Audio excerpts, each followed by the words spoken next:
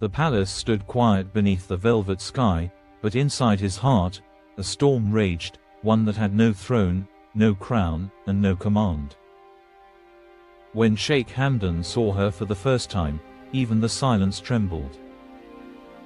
Words failed, and time itself seemed to bow before something purer than love, a recognition of souls that had met in lifetimes long before this one.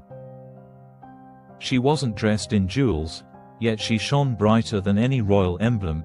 She wasn't born into titles, yet her presence carried the weight of destiny. Fazza knew in that moment that he had found what poems could never fully hold, a love that would live in every breath of his verses. He had met countless faces, stood before crowds, and shared laughter with the world, but nothing ever silenced him the way she did. The moment their eyes met, his mind emptied of everything, of duties, ceremonies, and endless expectations. There was only her. The world blurred into a soft hum, and for the first time in his life, the Prince of Dubai felt like a man stripped of titles, standing naked in front of truth. Her silence was not ordinary. It spoke the language his soul had longed to hear, the language of peace after a lifetime of storms. He found himself writing about her that same night, long after the palace had gone to sleep. His ink bled emotions too sacred to be shared aloud. Even silence spoke, he wrote, and I heard it whisper her name. That line became the heartbeat of his poetry, not just a confession, but a mirror reflecting what he could never say to her face. For a man known to rule both hearts and words, this love was something he could neither conquer nor control. It wasn't royal, it was raw. It wasn't meant for the throne, it was meant for eternity. Days turned into nights, and nights into verses. The world saw Fazza as a poet, a prince, a hero, but beneath all that, he was just a man learning what it meant to love in silence. She appeared in his dreams like a promise the universe made before either of them was born. Her smile had become the prayer his heart recited unconsciously. He no longer wrote to impress the world, he wrote to preserve the feeling she left behind. Her presence lingered like perfume in the wind, invisible yet unforgettable. When she spoke, it was as though the world paused to listen. Every word that left her lips carried grace, and every glance she gave was poetry in motion.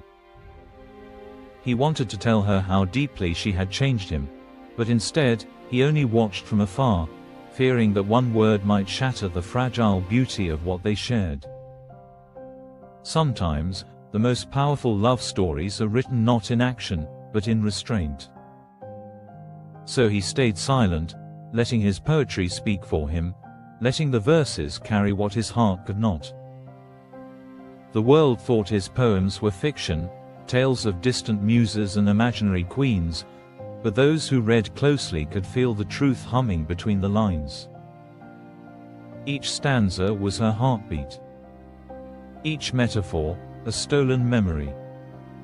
He hid her in metaphors of the moon, in metaphors of wind and sea, but the truth was simple. She was the reason his poetry existed at all. She was the pause between his words, the silence that gave meaning to every line he ever wrote. Sometimes he would ride through the desert, where the horizon met eternity, and he'd imagine her walking beside him, her laughter blending with the rhythm of the dunes. The golden sands whispered her name as though the land itself had fallen under her spell. He looked at the endless sky and felt her in its vastness.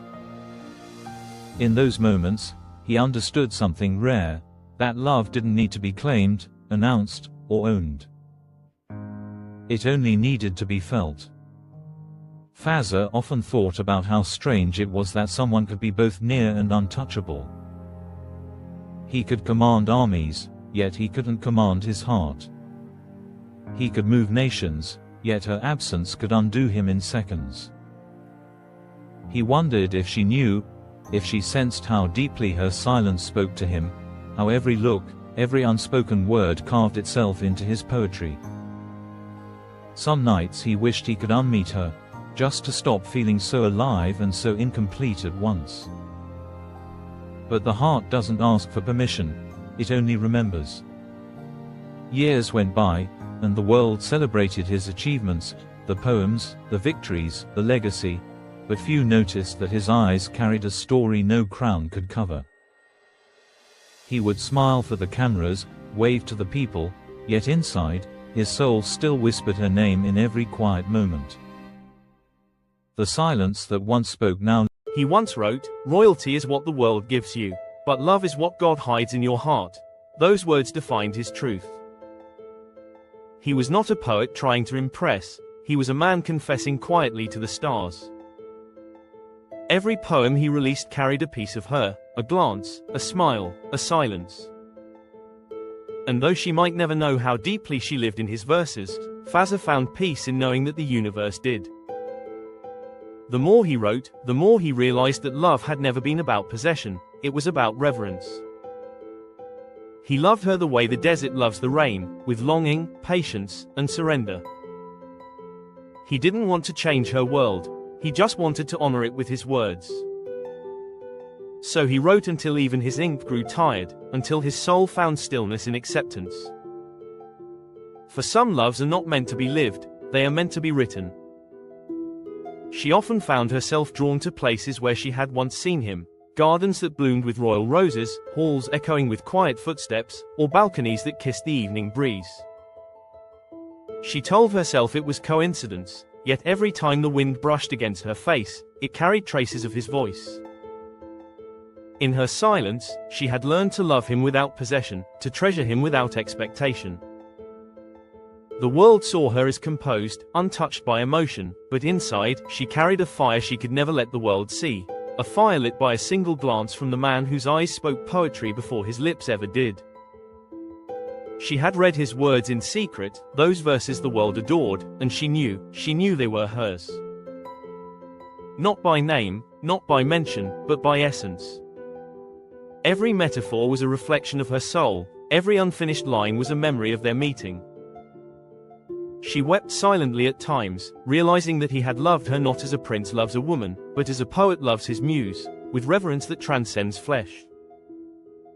Her heart ached with beauty, not pain, because some loves are too sacred to be touched, and too eternal to be forgotten.